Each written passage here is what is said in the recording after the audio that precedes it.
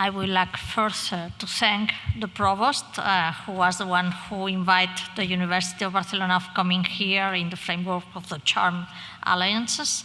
I would like also to thank the Trinity Education Project and the Global Relations Office for setting everything for me to come in here.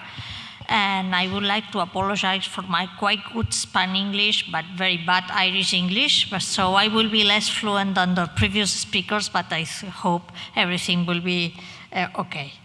So it was quite difficult to think what I have to say in here, because everyone is talking about something very concrete, which is the TEP. And I was asked to talk about the global mobility, international mobility.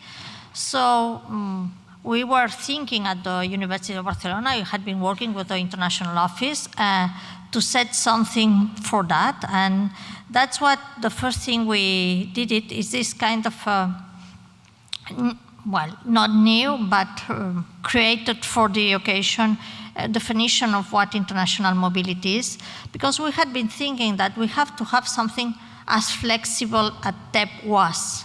So that's what we had been trying to do here, and I just very briefly set up some of the three main features. First of one is, First of one is that we try to set some kind of mobility which has two main characteristics. It's within the academic, but at the same time is flexible. If you look at that, international academic mobility is something that places through the period of study, but we are not saying if it's credit mobility, if it's moving people from one side to another, if it's just to have a virtual mobility, if it's to having an international classroom. I think that it matched quite well with the TEP, with the elective models, with what I had been hearing those days, today, not those days. So other thing is, of course, mobility. It's something that is carried out by any member of the university community. Students are at the core of the mobility. That's clear because it's why we are here and what we work for. We work for students. But we have not to forget that also faculty and administrative staff could be mobile, because it has to be mobile to help to the students' mobility or the international, or setting up the international curricula. So that's the second thing. And the third thing that we think that it's both things, I think TEP, also the charm. Mobility has to be thought as a strategic piece of the university internationalization strategy, and I would say at the university strategy, not just internationalization. It has to be a core place. And what it's more tricky is that it lies between two poles. We will see that. One is internationalization of the institution by itself, to become a global actor, to become a European actor, to be part of this European alliance. This is what, but of course of the individuals that form it. I had been listening here, these elective models. These elective models are at some point, I understand, something which is an individual choice, but at the same time is something that it has been set by the institution for the students. So mobility has more or less the same path. So I put this big chart that I could be speaking about it many more time that I have, so I will try to be briefly, but I would say how this slide come to my mind. It means in a way of an historical path. That is why it's international mobility in motion, because I had been thinking what was set at the international level and the university, and many years ago, it was just individual mobility. Students who had a grant, who were awarded with a grant and were moving on. And then in the late 80s, it comes, at least at the European level, the Erasmus program, that as we know, all of us, has been the big program, mobility program, and it adds something new, that it was not just individuals who were moving, but credit mobility. So at some point, there was some kind of integration of the academic curriculum. And now we are in the third step, which is this,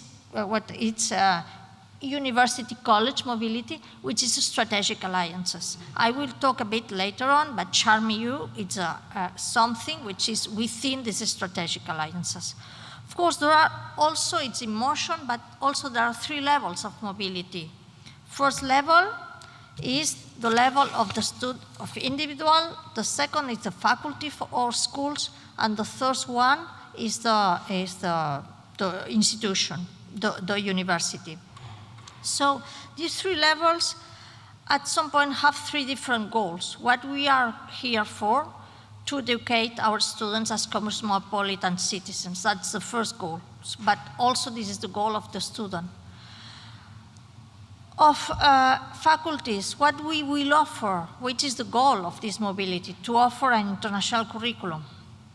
And what's the goal of the university? To become a global university, a world-ranked university, a European university. So those are the 3 goals. Of course, that will give some outcomes. Outcomes for students, those are the same that you have on your website. So I cut and copied it, so I imagine that those one are. So what's for the student? To expand the origins and employability, we had been talking about that. To earn credit towards the degree and discover the world and discover yourself, of course. For the faculty, it's mainly to expand options, and I will insist very much, it's quality, the quality of the curriculum, because when matching it with other, open it to the world, so you have competition, it's the way of testing that you are really providing quality of your students. And of course, the last one, it's about the universities to create alliances according to the mission and values, of course, becoming a global actor. So those are the 3 ways which are very much related with funding. I will say something very small also on funding, but up to now, what was this individual mobility were grants and the programs of study abroad, mainly in the Anglo-Saxon world. At the faculty, there were all these exchange programs, Erasmus program, joint degrees, double degrees, etc. And I think at this level, strategic alliances. So, but the core of everything are faculties. That's why I put it in within a red line, because at the end, what puts in relation individuals with institution, mainly it's the faculties, because it's where everything is happening.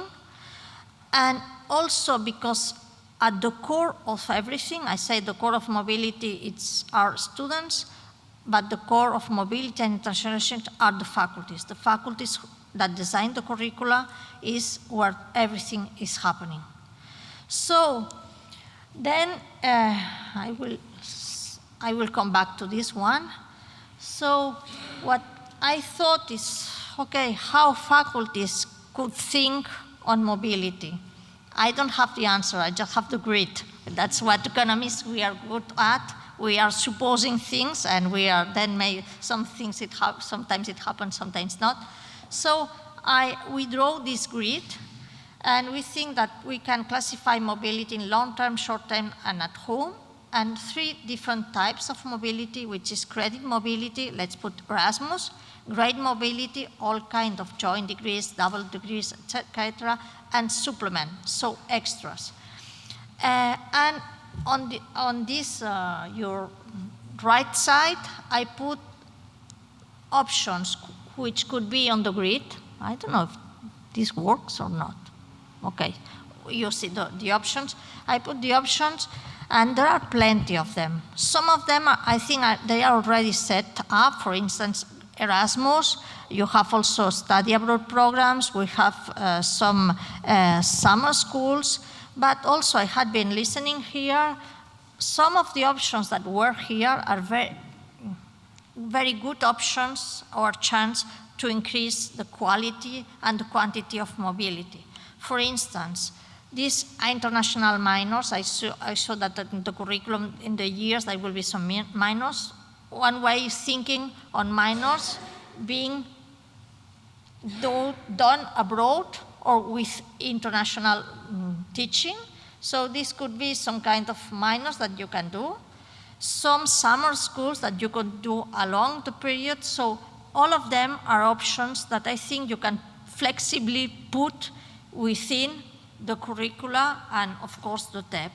So that's why I put that, which is the criteria to fulfill the grid. There are two. First, it's curriculum design at the faculty and school level. That's the core point of everything, I think. And then there is another thing that I would not have time to talk about, but maybe we can discuss, which will be the criteria to found mobility. I think I put it depends on who is the mobility driver and its final goals. I think we have not to found in the same way some individual that choose to move and the institution will help this person to move. That could be maybe some kind of credit or